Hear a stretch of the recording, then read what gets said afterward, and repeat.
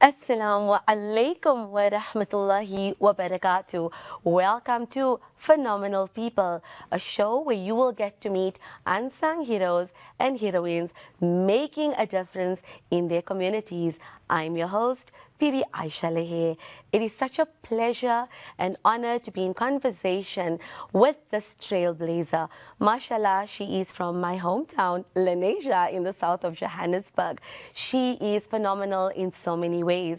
She is a financial advisor. She's an entrepreneur. She's a mother. She's a grandmother, obviously a wife, and she is a cancer survivor.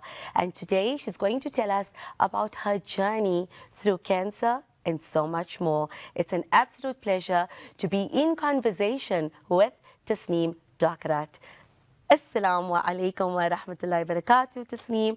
Welcome to Phenomenal People. How are you doing today? Wa alaikum salam wa rahmatullahi wa barakatuh, Bibi Aisha. Jazakallah so much for having me. I'm absolutely honored to be in studio with you as you started this journey of TV and Phenomenal People. So I'm absolutely honored. Jazakallah. Alhamdulillah. Alhamdulillah. May Allah accept our efforts, inshallah. Tasneem, the most common question that you've probably been asked, Tasneem, how did you feel when you went to see your doctor and your doctor shared with you the news that you have cancer? So after having discovered the lump myself, prior to even going to the doctor, prior to even going for a needle biopsy and a sonar, I already knew that it was going to be cancer. So prior to the doctor even really confirming the diagnosis, I knew I would be a cancer patient, and the reason for that was simple. I had one of the major risk factors that needs to be present or is always present when you are diagnosed. My mother's sister as well as my father's sister, so both maternal and paternal aunts, had both been diagnosed with breast cancer, which always put me at a risk. Mm-hmm. Having always walked the journey and knowing that I was a potential for breast cancer didn't make the diagnosis any easier though.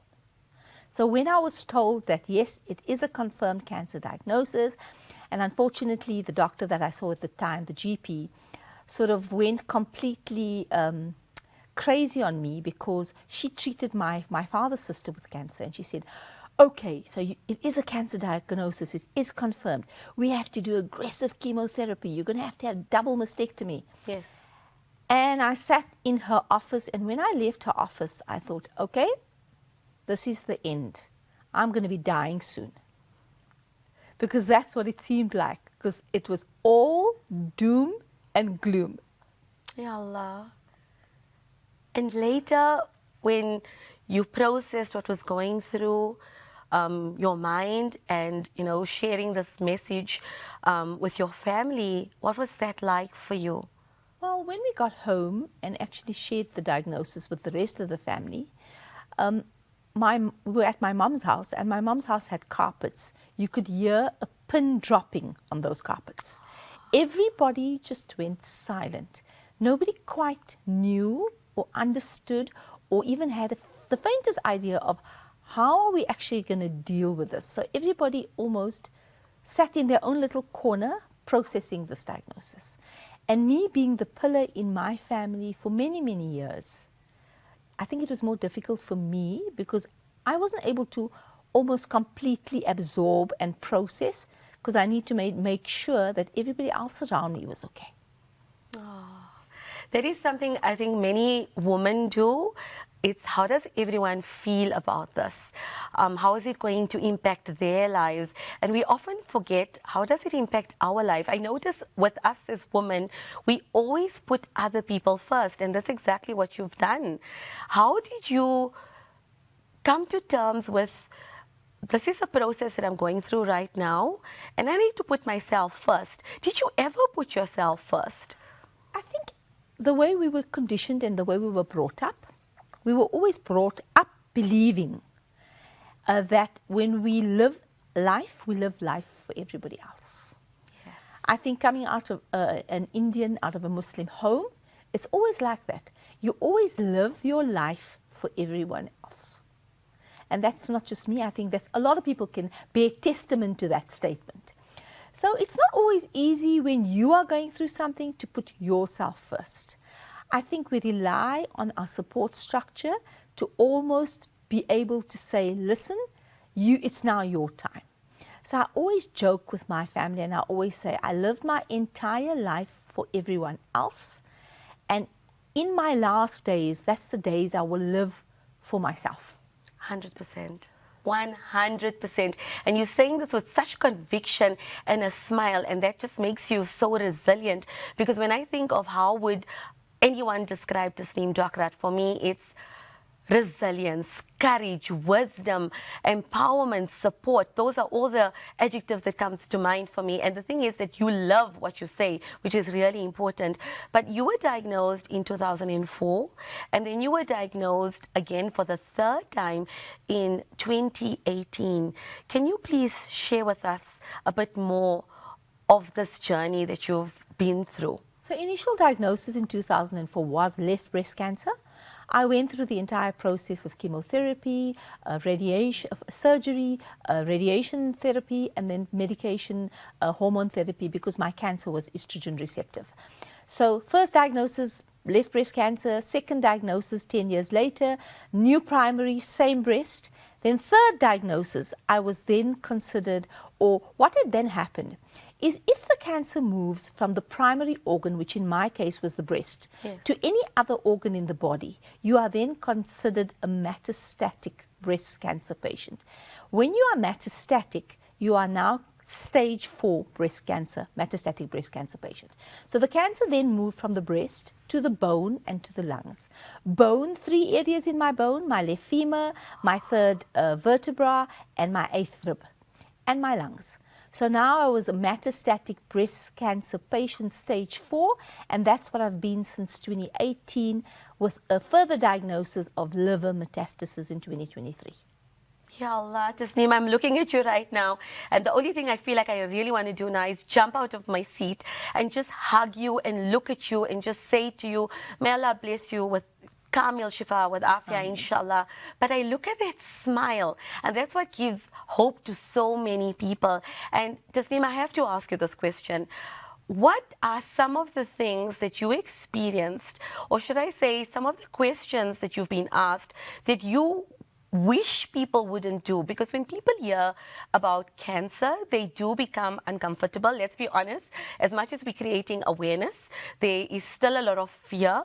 That fear comes out of ignorance. And there are times where people genuinely mean well, but sometimes the right comments just doesn't seem to come out. What are the things that you feel people should not be asking, although they want to be supportive, but it's not actually support? So when I think about the first time I was diagnosed more than 20 years ago, the stigma around cancer has not gone away.